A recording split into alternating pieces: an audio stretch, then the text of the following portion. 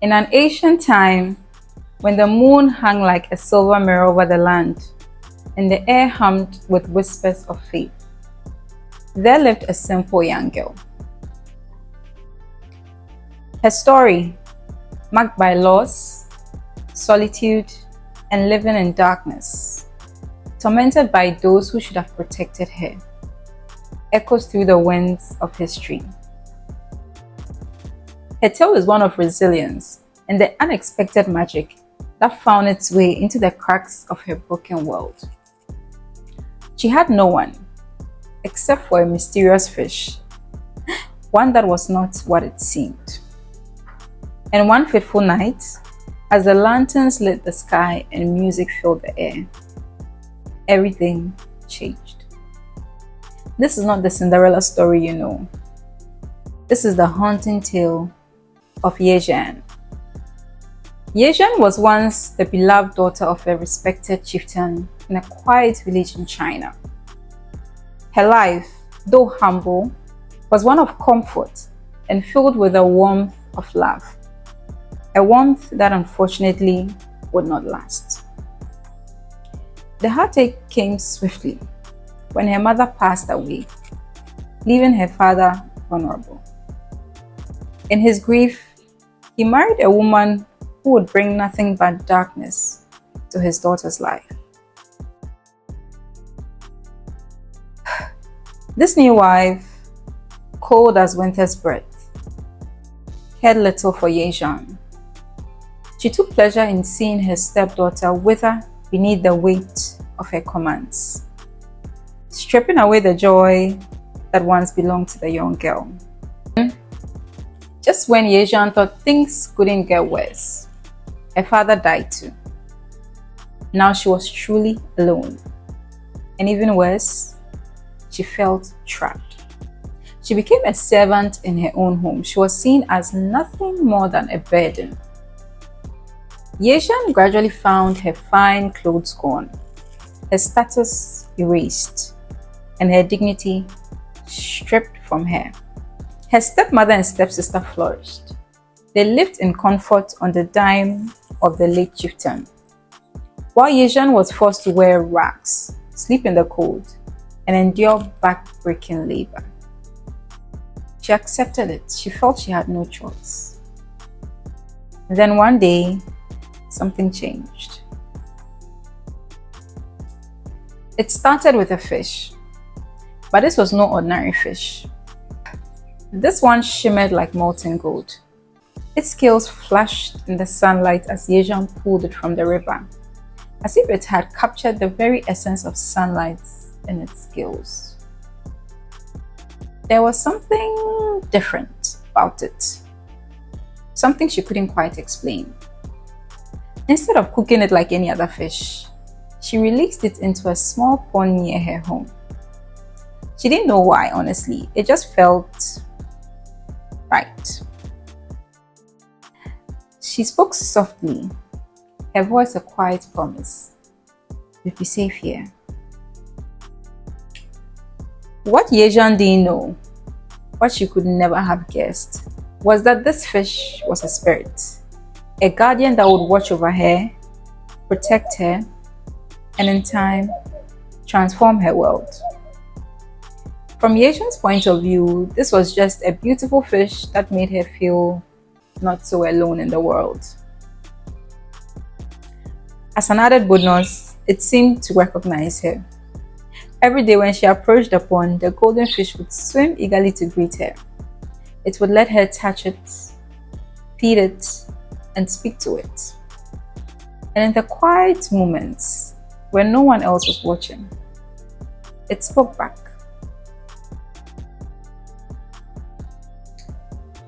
You are not alone, it whispered. Unfortunately, like most things in Yeh-Shen's short existence on earth, this peace could not last. The stepmother had been watching Yeh-Shen closely, waiting for a reason to crush her. She noticed that, despite everything she did, Yeh-Shen never seemed to suffer. The girl was always nourished, always strong.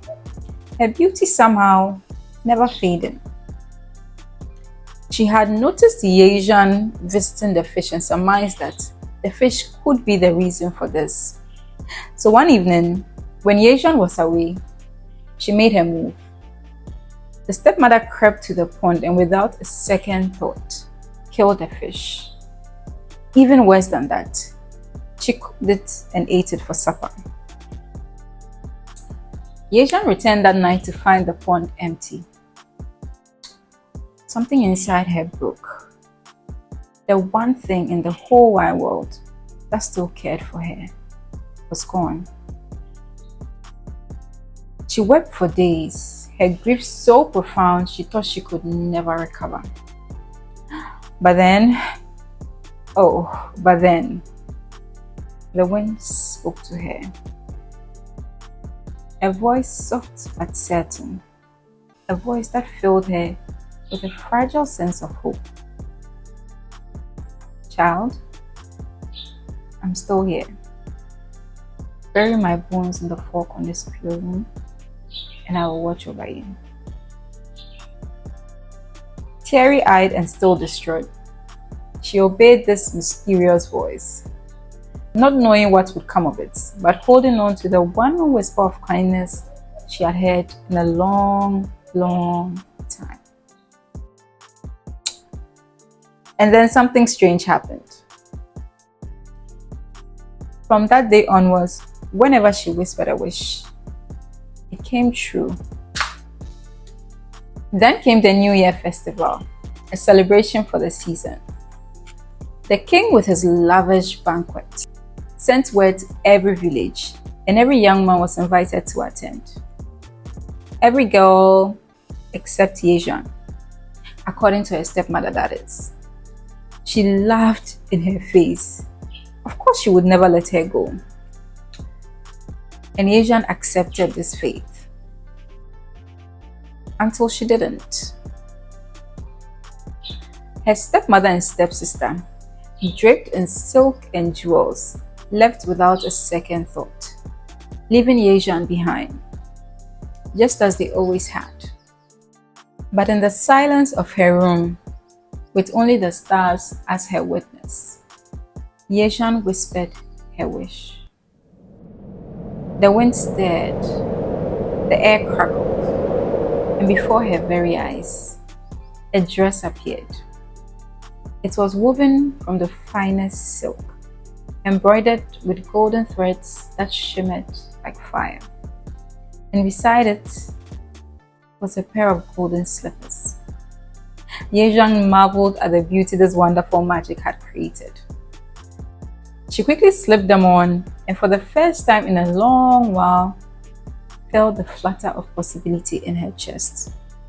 She hurried to the festival, hoping that for just one night,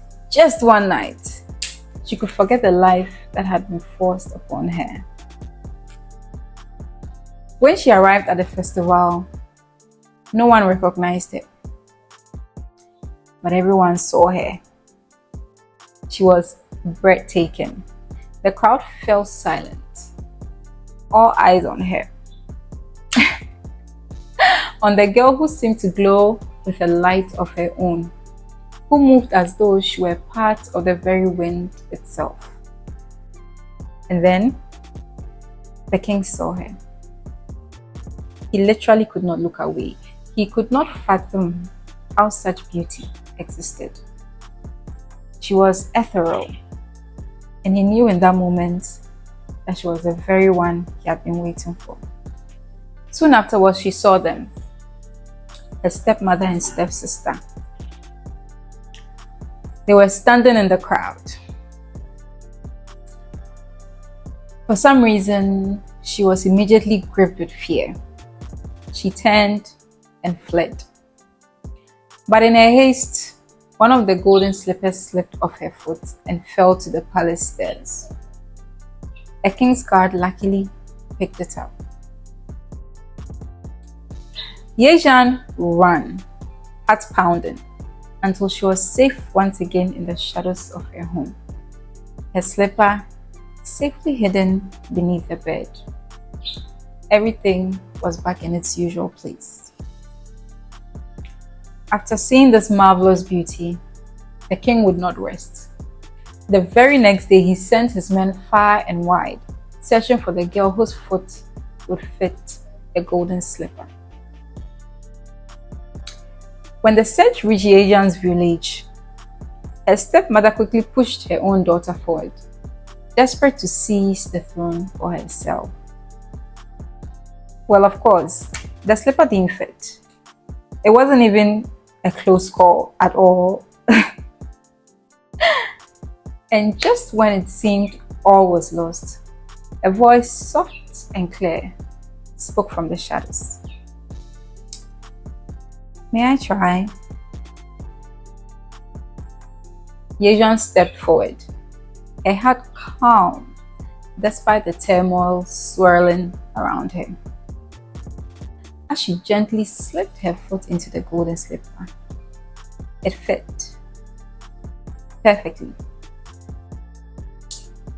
To add icing on the cake, she immediately revealed the second slipper from her tattered sleeve. The king, knowing now who she truly was, smiled in triumph. He had found his bride. Yeh-Shen was taken to the palace, bathed in luxury and crowned as the queen she had always been meant to be. Her stepmother and stepsister were banished, forced to wander the land as beggars, their cruelty repaid in suffering.